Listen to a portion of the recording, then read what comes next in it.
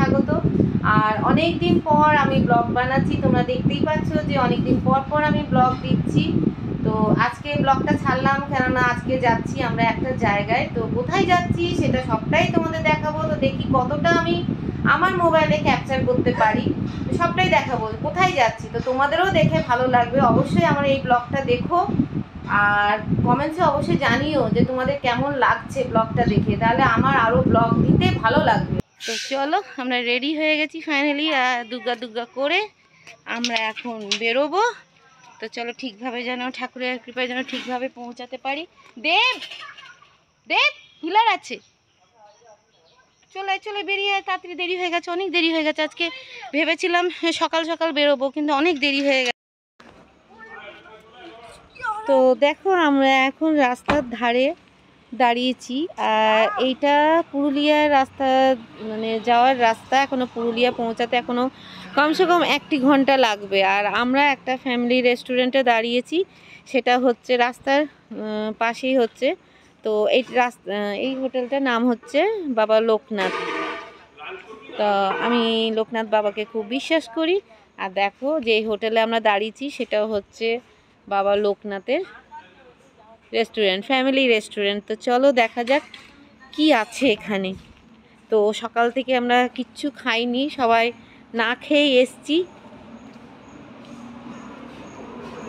আমরা কিচ্ছু খাইনি, সবার খিদে পেয়ে গেছে। হেড করুন কি খাবে। আসানসোল পুরুলিয়া রাস্তা ফ্লাইওভার হয়ে গেছে, দিয়ে রেল লাইন দামোদর ভ্যালি কর্পোরেশনের রঘুনাথপুর থামার পর প্ল্যান্টে কয়লা যাওয়ার জন্য যে রেল লাইনটা রয়েছে, সেই রেল লাইনটা উপর দিয়ে ফ্লাইওভারটা তৈরি হয়েছে। খুব সুন্দর দেখতে লাগছে। হ্যাঁ হ্যাঁ, ওই তো পাহাড়গুলো বেশ ভালো লাগছে, কিন্তু ক্যামেরায় আসছে না ভালো করে।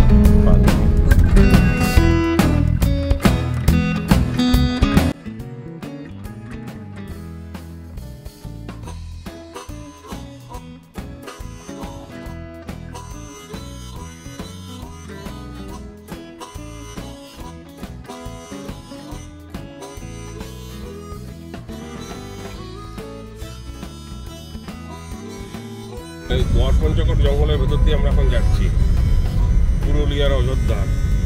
ওখান থেকে আরেকটা জায়গায় যাবো, গড়পঞ্চকোট।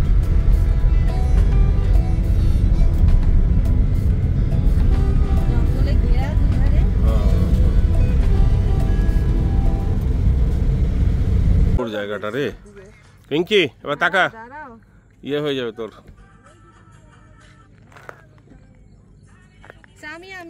বাবু, এই অযোধ্যা পাহাড়, অযোধ্যা হিলস।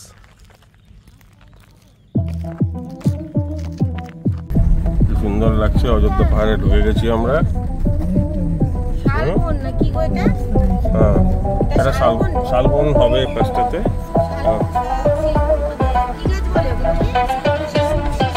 শিশু গাছ বেশি আছে।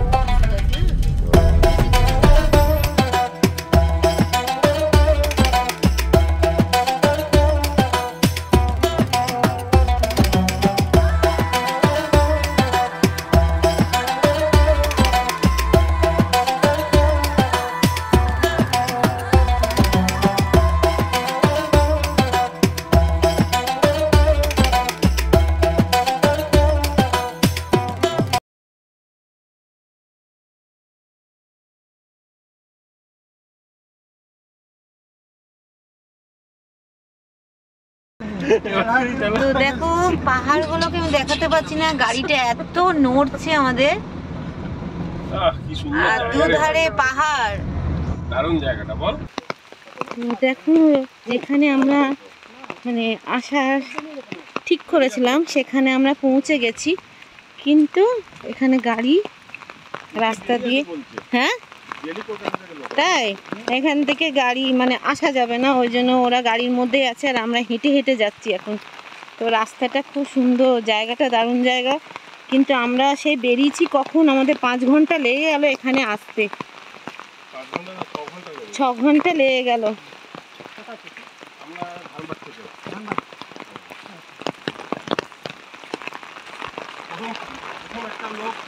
তো খুব সুন্দর জায়গা। তো আমরা যেখানে এসেছি সেটা সবটাই তোমরা দেখতে পাবে। কোথায় আমরা এসছি। একটা খুব সুন্দর জায়গায় এসছি, আর যাকে দেখাবো তাকে দেখে তোমাদের মানে ভক্তি শ্রদ্ধা আরও বেড়ে যাবে তাকে দেখে। তো হ্যাঁ, তো তাদের বাড়ি দিকে আমরা এগোচ্ছি। দেখো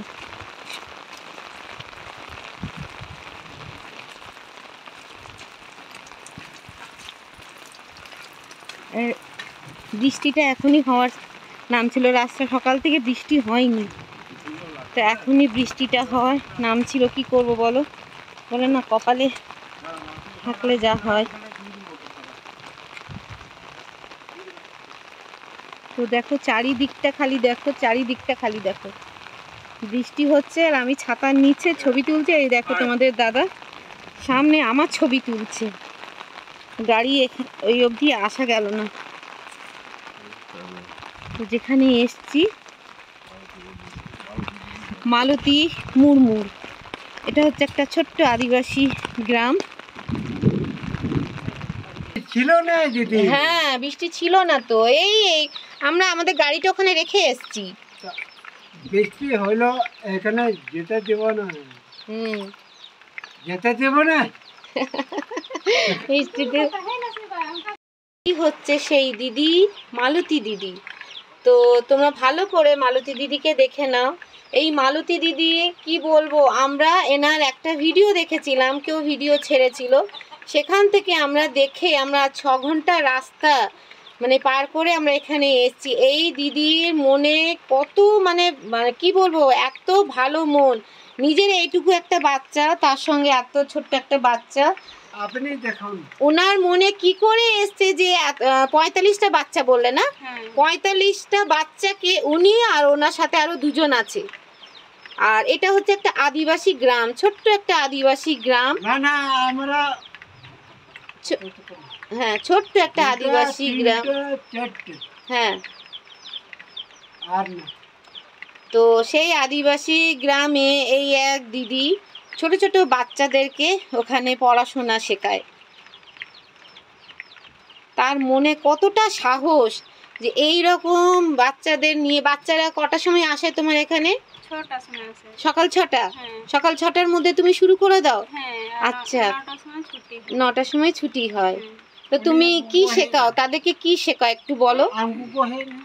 বাংলা মানে প্রতিদিন একটা করে সাবজেক্ট পড়ানো হয়। আচ্ছা, তার মধ্যে কি কি সাবজেক্ট আছে তোমার? বাংলা, ইংলিশ। আচ্ছা, অঙ্ক। ABCD শেখাও, অ আ শেখাও, আচ্ছা অঙ্ক শেখাও। আচ্ছা, তো বাচ্চারা খুব খুশি তোমার কাছে এখানে এসে পড়ে? হ্যাঁ, খুব খুশি। আচ্ছা, তোমার মনে এটা কি করে জাগলো যে আমি বাচ্চাদেরকে পড়াবো? দিদি আমার মানে মানে বাচ্চারা তো এখানে এই প্রাইমারিতে পড়ে। তো প্রাইমারিতে পড়ে আর রাতের বেলা তাড়াতাড়ি ঘুমিয়ে পড়ে। আচ্ছা, আর মানে বাচ্চাদেরকে তুমি এটাই শেখাও যে বড় হব, চাকরি করব, চাকরি করবে, বড় হবে, ভালো মানুষ হবে, এটাই তো শেখাও? পড়াশোনা শিখে এটাই তো তোমরা বাচ্চাদেরকে তৈরি করতে চাইছো যে বড় হয়ে তোমরা চাকরি করো, নিজের পায়ে দাঁড়াও, তাই তো? তো খুব ভাল লাগলো তোমাকে দেখে। তোমার একটা ভিডিও আমরা দেখেছিলাম, সেখান থেকে আমি আর আমার বর মানে এতটাই মানে প্রেরণা পেলাম যে তোমার সাথে না দেখা করে আমরা পারলাম না, যে তোমার সাথে আমরা কালকে আর তার আগের দিন তোমার ভিডিও আমরা দেখলাম। তো আমরা না থাকতে পেরে আমরা আজকে চলে এলাম। আর আমাদের এখান থেকে 6 ঘন্টা রাস্তা, যেতেই হবে দাদা, যেতেই হবে। যে কালকে আমার ছেলেরও স্কুল আছে, তো এবার সেই 6 ঘন্টা রাস্তা পেরিয়ে তোমার সাথে দেখা করতে এলাম। সুন্দর আমাদের মালতী মুর্মু। হ্যাঁ, মালতী মুর্মু। আর এই জায়গাটার নাম হচ্ছে ঝিলিং সেরাং।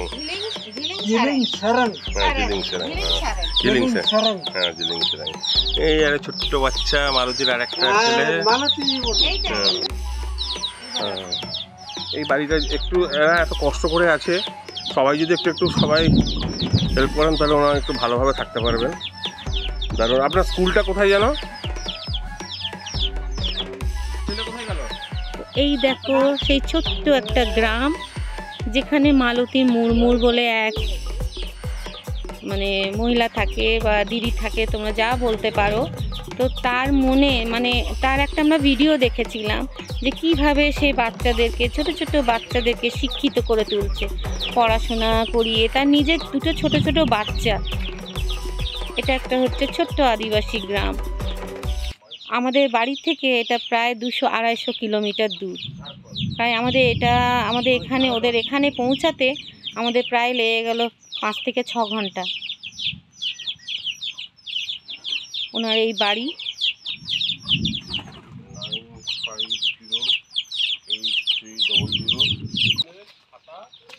কখানা বাচ্চা আছে?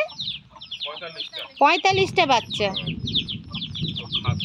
তো এই গ্রামটা আমরা যখন আসছি চারিধারে অযোধ্যা পাহাড় দিয়ে, এটা মানে অযোধ্যা পাহাড় সামনে দিয়ে আসতে হয় আমাদেরকে। এই দেখো গরু বাঁধা আছে। এটাও একটা মালতী মুরমুরের বাড়ি। হ্যাঁ, তুমি এইচএস পাস করেছো? বাহ বাহ বাহ, খুব ভালো। বাহ। আচ্ছা, তোমাদের এখানে ওই সেই কি বান্দা পরব হয়? বান্দা পরব হয় কখন হয় ওটা? কার্তিক মাসে না? আচ্ছা, বান্দা পরবে এবার জানা থাকলে এবার তোমাদের সঙ্গে আমরা বান্দা পরব এসে করব, ঠিক আছে? আসো, বান্দা পরবে আসবো আমরা। হ্যাঁ, তো ছোট্ট একটা গ্রাম, কি সুন্দর পাহাড় দিয়ে চারিদিক দিয়ে ঘেরা। হ্যাঁ,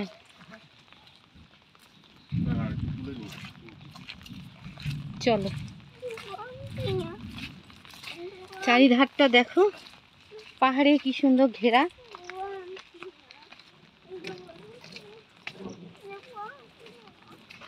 আর আমাদের ওই দেখো দূরে গাড়ি দাঁড়িয়ে আছে। গাড়ি এই রাস্তা দিয়ে নামানো যাবে না, বুঝতেই পারছো, দেখতেই পাচ্ছ জায়গাটা, এইরকম জায়গাটা। কলকাতা থেকে কিছু লোকজন আসে, দেয় না? ওই জামাগুলো কারা দিয়েছে? কি নাম ওটা?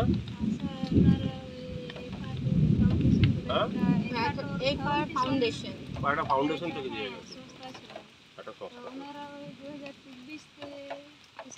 কি করে খুঁজে পেলো? এমনি খোঁজ পেয়েছে ওরা? কোনো কেউ বলেনি? বাহ। বৃষ্টি পড়ছে জোর। এখানে এসে প্রথমে ভাবছি এত দূর রাস্তা কোথায় যাচ্ছি, বিরক্তই হচ্ছিলি? হ্যাঁ, খুব বিরক্ত হচ্ছিলাম আমি যে রাস্তা শেষ হচ্ছে না, রাস্তায় আর শেষ হচ্ছে না। তো এখানে এসে এত তৃপ্তি হলো, মনটা এত ভরে গেল, তাকে দেখে আরো শ্রদ্ধা ভরে গেল, মানে শ্রদ্ধায় মনটা ভরে গেল। ভাবতে পারিনি যে এই মানে এই ছোট্ট আদিবাসী গ্রামের মধ্যে এক মহিলা, তার এত বড় মানে বুকে জোর না থাকলে সেই কাজ, বয়স খুব বেশি হলো 20-22 বছর বয়স হবে। 22 বছর ধরে নাও, এইচএস পাস করেছে যখন 22 বছর। আর ওর স্বামীও খুব ভালো মানুষ। আর তার স্বামীও খুব ভালো মানুষ। মনে অনেক তৃপ্তি নিয়ে, অনেক শান্তি নিয়ে আমরা ফিরে যাচ্ছি ঝিলিং সারেং থেকে নিজেদের ঘরের উদ্দেশ্যে। এক অসাধারণ আদিবাসী মহিলাকে সচক্ষে দেখে এলাম, যার সীমিত ক্ষমতায় এই সমাজে রিফর্ম করে চলেছেন। নিজে এইচএস পাস, তার বাবা মাকেও সালাম করতে হয় যারা এই মেয়েটিকে এইচএস পাস করিয়েছেন। সে একার প্রচেষ্টায় গ্রামের ছেলেরা যাতে মদ্যপান না করে তার জন্য বহু মিটিং করেছে, এখনও চেষ্টা করে যাচ্ছে। হয়তো এটাতে সফল হয়নি, কিন্তু এখনও চেষ্টা করে যাচ্ছে। তার সঙ্গে 45টা আদিবাসী ছেলে মেয়েকে অসাধারণভাবে বলে আমরা লেখাপড়া শিখবো, বড় অফিসার হব। অসাধারণ, এই কথাটা ওদের প্রতিনিয়ত মাথায় ঢোকায়।